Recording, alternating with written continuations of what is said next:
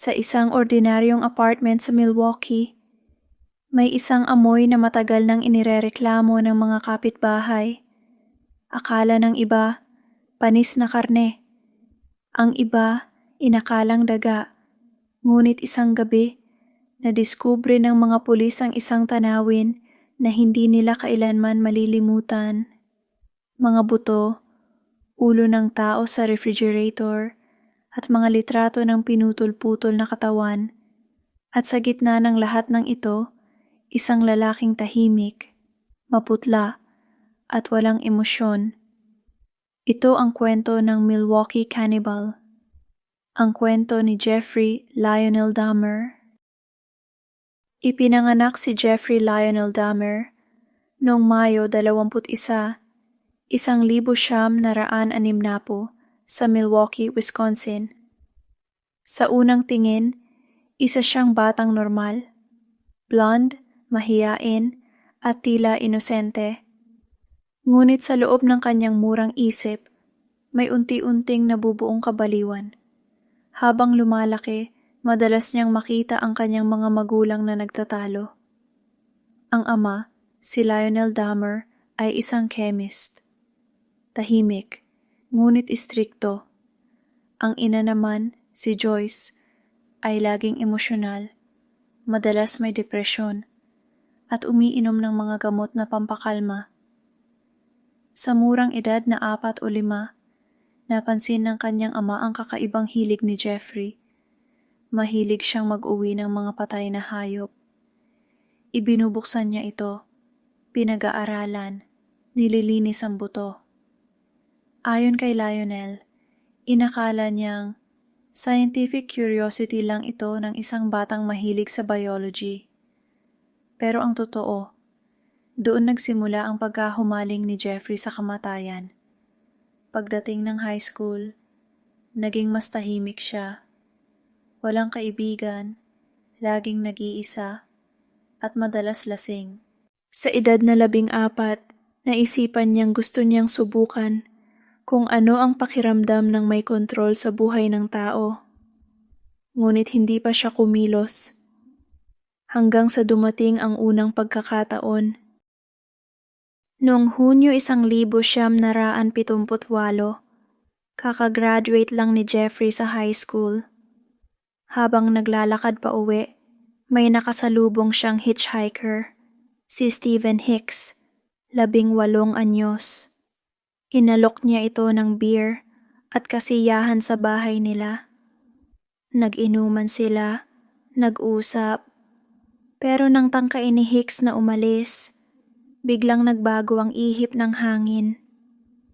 Pinukpok ni Jeffrey si Stephen ng dumbbell sa ulo, at nang mawalan ito ng malay, nilagutan niya ng hininga.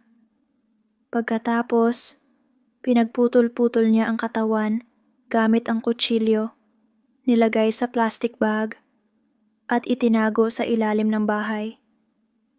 Nang amagin at bumaho, nilagay niya sa drum na may acid hanggang sa tuluyang matunaw. Ang pakiramdam niya pagkatapos, sabi ni Jeffrey, para akong nakahawak sa isang bagay na hindi ko na kayang bitawan. Mula noon, hindi na siya tumigil. Ang kanyang unang pagpatay ang naging mitsa ng sunod-sunod na mga krimen na tatagal ng higit 13 taon. Pagkatapos ng unang krimen, sinubukan niyang magbago. Nag-enlist siya sa army, ngunit dahil sa sobrang pag-inom, natanggal siya sa serbisyo. Lumipat siya sa kanyang lola sa West Allis, Wisconsin. Doon niya itinuloy ang mga pagnanasa. Nang unang pagkakataon, pinasok niya ang mga bar para sa LGBTQ community. Doon niya nakilala ang kanyang mga susunod na biktima. Aalok siya ng pera kapalit ng photo session, ngunit sa likod ng kamera, may nakahandang gamot sa inumin. Sa isang biktima, ginamit niya ang sleeping pills. Pagkatapos ay sinakal hanggang mawalan ng buhay. Dinala niya sa banyo, pinagputol-putol, at inilagay sa garbage bag. Walang nakapansin. Sa apartment ng kanyang lola, nagsimulang bumaho ang paligid. Nang tanungin siya ng lola, sinagot lang niya, nasira lang ang karne sa refrigerator. At naniwala ito. Taong 1988, sa wakas nahuli siya dahil sa isang menor de edad na kanyang nilapastangan. Sentensyado ng 1 taon sa bilangguan pero pinalaya matapos ang 10 buwan dahil sa mabuting asal. Walang nakaisip na ang taong ito, ilang buwan lang matapos lumaya, ay muling papatay. Noong 1990, lumipat si Jeffrey sa isang bagong apartment, Oxford Apartments, room 213, sa Milwaukee. Sa lugar na ito, magaganap ang karamihan sa kanyang mga krimen. Tahimik siyang tenant, madalang lumabas, ngunit gabi-gabi, naririnig ng kapitbahay ang kakaibang tunog. Parang lagare, parang kumukulo, at minsan ay amoy na bubulok. Sa tuwing ireklamo, sasabihin lang ni Jeffrey, nasira lang ang isda ko. Dito niya dinala ang kanyang mga biktima, karamihan mga kabataang lalaki na inalok ng pera para sa litrato. Pagdating sa apartment, papainumin niya ng laced alcohol sa kasasakal. Pagkatapos patayin, pipirasuhin. Ang ulo, ilalagay sa ref. Ang puso, minsan niluluto. Ang mga buto, tinutunaw sa acid o ginagawang souvenir. Ayon kay Dahmer, ayaw kong mawala sila. Kung patay sila, hindi nila ako iiwan. Sa kanyang apartment, natagpuan kalaunan ng pulis ang 7 skulls, 2 puso sa freezer, mga litrato ng katawan, at 3 drum na puno ng acid. Lahat ng ito, trophies ng kanyang mga biktima. May mga sandaling halos madiskubre siya, ngunit laging nakakalusot. Noong 1971, may 14 na taong batang nakatakas mula sa kanyang apartment. Si Conerak Sintasomphone, hubad, may posas, at nangangatog sa takot. Tinulungan siya ng 2 babae at tinawag ang pulis. Ngunit pagdating ng mga pulis, dumating din si Dahmer, kalmado, ngiting walang kabog. Boyfriend ko siya, lasing lang kami, at naniwala ang mga pulis. Ipinabalik nila si Conerak sa apartment ni Dahmer.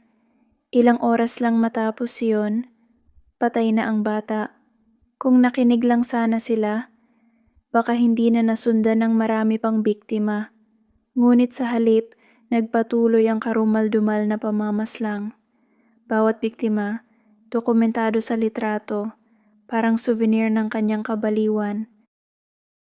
Ngunit noong Hulyo 22, 1971, natapos ang kanyang maitim na kaharian. Nakilala niya sa bar si Tracy Edwards. Inalok niya ng $100 kapalit ng photoshoot.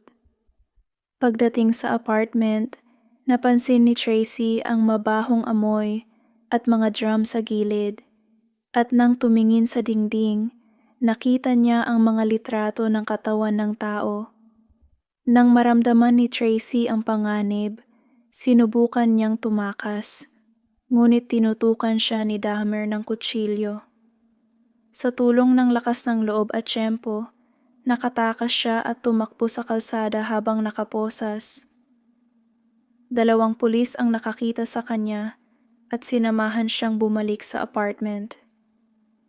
Pagbukas ng refrigerator, bumungad ang ulo ng tao. Sa drawer, mga litrato ng mga biktima habang pinapatay. Sa drum, mga buto at laman. Tahimik lang si Jeffrey. Walang pagtanggi. Sinabi niya, "Yes, I did it." 17 lalaki. at doon natapos ang 13 taon ng kasamaan.